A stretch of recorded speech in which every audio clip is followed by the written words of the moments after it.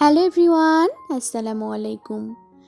Daily blog with Afsana থেকে আমি আফসানা শুরু করছি তোমাদেরকে নিয়ে আজকে আমার একটি নতুন ভিডিও।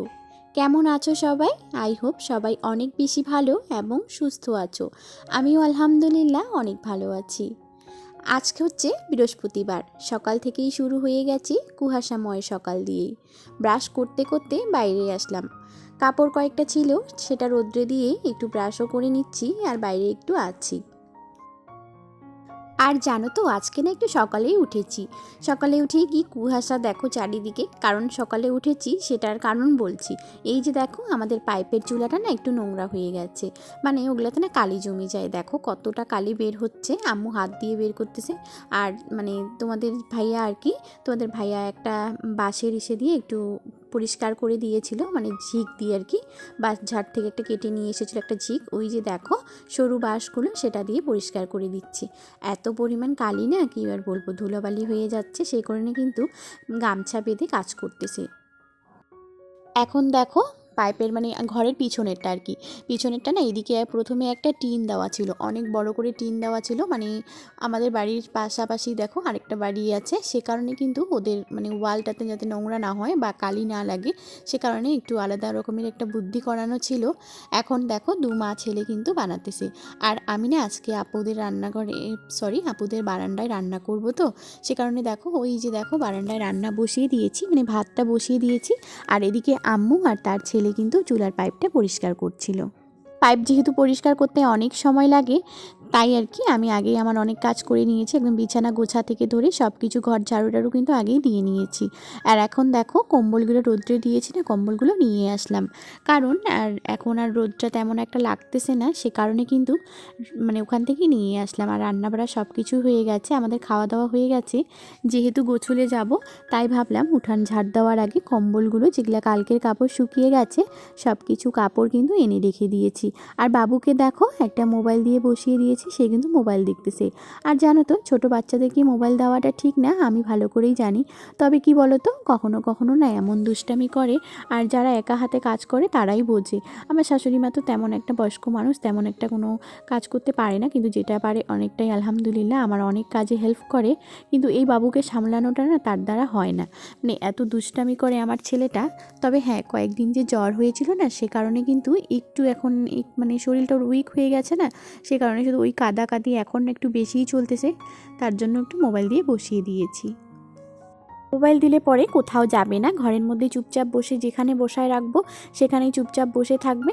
আর তা না হলে না এমনিতেই তো সর্দি কাশি, আর বাইরে বারবার যাচ্ছে আর বালুগুলো নাড়তেছে, সে কারণে ভাবলাম যে ওকে একটু মোবাইলটা দিই, তাহলে চুপচাপ থাকবে আর আমি কাজগুলো একটু ভালো করে করতে পারবো। আর এদিকে দেখো, মোবাইল দেওয়ার আগে কিন্তু অনেক কিছুই খেলনা দিয়ে দিয়েছি। আর জানো তো, ইদানিং এত ওষুধ খেয়েছে যে ওষুধের প্যাকেট দিয়ে খেলা করছে, কি আর বলবো। দেখো তো কত ওষুধের প্যাকেট, কত খেলনা নিয়ে বসে পড়েছে, তবুও কিন্তু বারবার বাইরে যাচ্ছে। আর আমার যেহেতু আজকে অনেক কাজ বললামই তোমাদেরকে, সে কারণেই ওকে একটু মোবাইলটাই দিয়ে দিলাম, কারণ ও এখন মোবাইলটাই চাচ্ছে। আর এত পরিমাণ জেদ হয়ে গেছে না, শরীরটা ভালো নেই, তো সে কারণে কিন্তু জেদটাও অনেক দেখাচ্ছে। আর সর্দির জন্য বড় মানুষেরই সর্দি লাগলে তো কীরকম হয় তোমরা জানো। আর ও তো ছোটো বাচ্চা, ওর সর্দি লাগছে, মানে ওর পুরা শরীরটা একদম উইক করে তো দিয়েছে, সাথে একটু চোখ টোকগুলো লাল হয়ে যাচ্ছে, মুখটা তো ফুলেই গিয়েছিল কয়েকদিন আগে ওই কাশিটার জন্য আর কি। এখন অবশ্য আলহামদুলিল্লাহ এখন অনেকটাই ভালো আছে। তবে দেখো এই কিভাবে মোবাইল দেখছে এখন। তো জানো তো, অনেকগুলো কাপড় কিন্তু ভিজিয়ে দিয়েছি, কাপড়গুলো ধুতে হবে, যেহেতু আজকে রান্না করতে অনেকটাই লেট হয়ে গেল, সে কারণে আমাকে এই কাজগুলো অনেকটা আমার পিছিয়ে যাচ্ছে। তাই ভাবলাম যে এখন আর তেমন কোনো কাজ করব না, যেগুলো কাপড় আছে ওগুলো এসেই ভাঁজ করব। তার আগে আজকে যেহেতু বৃহস্পতিবার, আবার কোরআন শরীফ পড়তে হবে। তবে কি জানো তো, ঘরটা না আজকে একটু ধুয়ে দিতে চেয়েছিলাম, কিন্তু একদম ধুতে পারিনি, কারণ ওই যে বললাম রান্না করতে একটু লেট হয়ে গেছে। আর এদিকে রান্না করতে লেট হয়ে গেলে না বাকি কাজগুলো কিন্তু অনেকটাই পিছিয়ে যায়। আমি সবসময় চেষ্টা করি তাড়াহুড়ো করে কাজগুলো করতে, কিন্তু আজকে না ওই বললাম যে মানে মাটির উনুনটা পরিষ্কার করতে গিয়ে অনেকটাই বেলা হয়ে গেছে, তারপরে কিন্তু রান্না করতেও আমার অনেক বেলা হয়ে গেছে, সে কারণে না আজকে আর হলো না। তাই ভাবলাম যে আজকে থাক, আর তেমন ঘর ধোয়াধুয়ি করবো না। কালকে হয়তো আল্লাহ যদি বাঁচিয়ে রাখে, ভালোবেলায় রাখে আর কি, তাহলে কালকেই ঘরটা ধুয়ে নেব। আর রান্নাঘরটাও একটু মুছে দিতে হবে, রান্নাঘরটাও কিন্তু একটু নোংরা লাগতেছে। দেখো ঘর ঝাড়ু করা হয়ে গেছে, এখন উঠান ঝাড় দিতে হবে, কাপড় ধুতে হবে, তারপরে স্নান করে চলে আসবো ঘরে। তো দেখো এখনই সব কিছু কাজ কমপ্লিট করে একদম স্নান করে চলে আসলাম ঘরে। আর এখন একটু খাবো, যেহেতু আজকে বৃহস্পতিবার, এখন একটু কোরআন শরীফ পড়তে হবে। তাই আগে ভাবলাম যে একটু খেয়ে তারপরে কোরআন শরীফ পড়তে বসবো। তো চলো দেখতে থাকো ভিডিওটা, আশা করছি আজকের ভিডিওটা তোমাদের অনেক ভালো লাগবে। তো এদিকে দেখো উজু করতে যাওয়ার আগে কিন্তু এদিকে আমি চাদর পেতে নিয়েছি, আর ওই যে আমাদের কোরআন শরীফ এখানে রাখা আছে।